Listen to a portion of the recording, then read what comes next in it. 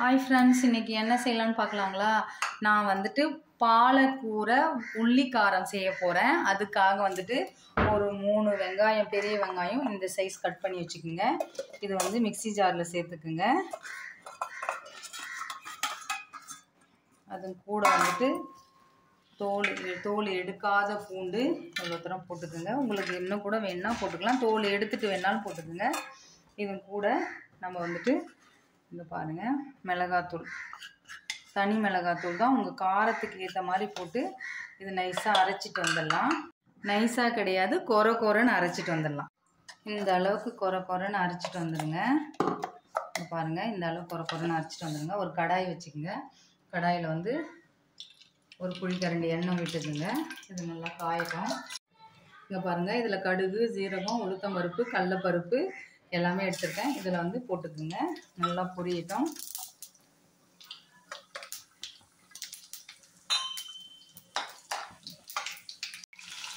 இங்கே பாருங்கள், காஞ்ச மிளகாய் 2 போட்டுக்குங்க. கருவேப்பிலை கருவேப்பிலை ஒரு 4-5 பல்லு பூண்டு தட்டி போட்டுக்குங்க.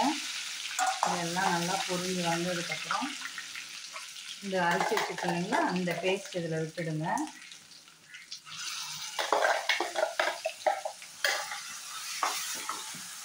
ஃப்ரெண்ட்ஸ், உங்கள் வெங்காயம் வந்து உங்களுக்கு மசாலாக்கு ஏற்ற மாதிரி போட்டுங்க. நான் ஒரு கட்டு பாலக்கீரை இந்த மாதிரி பொடியாக கழுவிட்டு கட் பண்ணி வச்சுருக்கேன். உங்களுக்கு வெங்காயம் 4 வெங்காயம் வேணுனாலும் போட்டுக்கலாம்.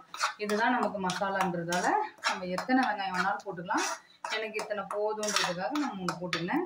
இதில் வந்து கொஞ்சம் மஞ்சள்தூள் போட்டுக்கோங்க, உப்பு போட்டுக்குங்க.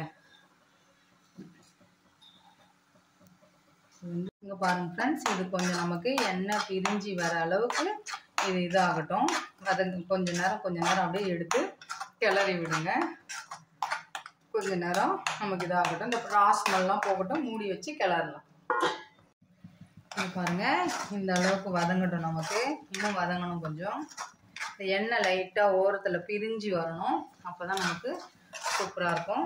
இது பிரிஞ்சு வரும். இங்கே பாருங்கள் ஃப்ரெண்ட்ஸ், எண்ணெய் பிரிஞ்சு வந்திருக்கு பாருங்கள். இப்போ வந்து ஒரு கட்டு பாலக்கீரை நான் பொடியாக கட் பண்ணிக்கோங்க. இதை வந்து இதில் சேர்த்துருங்க. சேர்த்துட்டு நல்லா கலந்து விட்டுருங்க. இது நல்லா எல்லாம் ஒன்று சேர்கிற மாதிரி கலந்து விட்டுருங்க. இப்போ பாருங்கள் ஃப்ரெண்ட்ஸ், எல்லாம் சேர்ந்துடுச்சு. ஒரு 5 மினிட்ஸ் கிட்ட இந்த கீரை எல்லாம் நமக்கு வேகணும். இது எல்லாம் மசாலா எல்லாம் சேர்ந்து வரணும். இது நல்லா வேகட்டும். நமக்கு பாருங்கள், இவ்வளோ போட்டோம் நம்ம எல்லாமே. பாருங்கள், எல்லாம் அதில் அந்த மசாலாவோட இழுத்துக்குச்சு. நம்ம வந்துட்டு இந்த அளவுக்கு இது பண்ணுங்கள்.